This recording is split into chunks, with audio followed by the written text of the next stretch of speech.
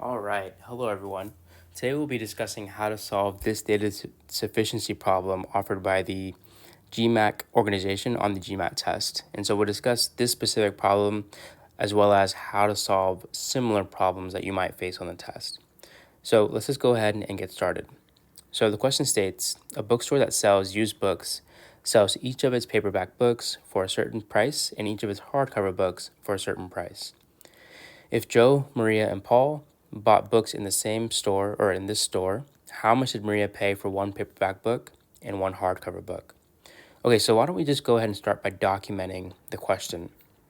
And so the question in this statement is actually, how much did Maria pay for one paperback and one hardcover book? And to convert this to an equation, it's simply just making one variable for paperback and one variable for hardcover. So that would be something like this. So Maria is equal to one paperback, which is X. So make that X, and then one hardcover, we can make that Y. And so the question is, how much does this cost, right? So to simplify this equation, we can just say X plus Y is equal to what? So now we know that this is the question that we want to solve. Okay. So now let's get into the actual statements that were provided. So the first statement says, Joe bought 2 paperback and 3 hardcover books for $12.50. So here we can use the same variables and then determine whether or not we can solve for this equation here with the first statement. Okay, so now I'm going to go ahead and write the equation for statement 1, and that is 2x plus 3y is equal to $12.50. Now, does this help me solve for x plus y? Well, there's no way that I can readjust this equation to solve for x plus y. I could, maybe divide or try to figure it out, but it's honestly, I will never be able to get x plus y by itself so that it equals a specific value as if they're looking for in this question. So we know that statement 1 by itself is insufficient. Now let's go down to statement 2. And we, again, write that equation out. So it says Paul bought 4 paperback books and 6 hardcover books for $25. So that's 4 paperbacks, so that's 4x plus 6y is equal to 25.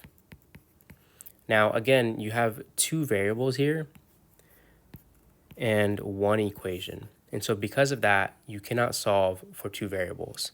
That is just a fact of life, and it was the same fact that drove this one to also be inefficient or insufficient, because you cannot solve for 2 variables with just 1 equation. So let's just go ahead and X this one out as well. Okay, so at this point, we know that the answer is not A.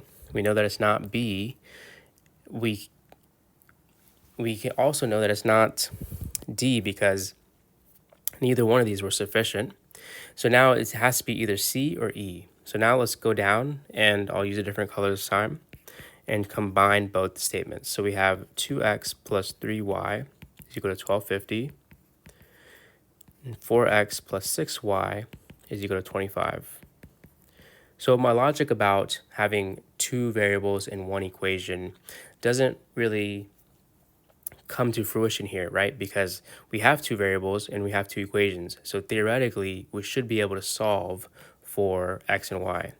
However, if you'll notice, this equation, 4x plus 6y, is not in its simplest form. And so we want to make sure that it is in its simplest form so we can thoroughly assess what equations we're given. So let's just go ahead and divide both sides by 2, and then you get 2x plus 3y is equal to 1250. So now you'll see that in statement 1, we were given this equation here. In statement 2, we were given this equation here. And they're the same equation. So in essence, we received 1 equation and we have 2 variables. And therefore, the answer is E. Even with both the statements, we cannot solve for the question of x plus y equals what. And so the GMAT test will try to trick you in this sense by giving you the same equation, but one of them is not in its simplest form. And so you really want to keep an eye out for these types of questions, because then you can immediately know that, hey, I only have one equation and I'm trying to solve for two variables. And because of this, there's no way that I'll be able to solve for this question. And therefore the answer is E.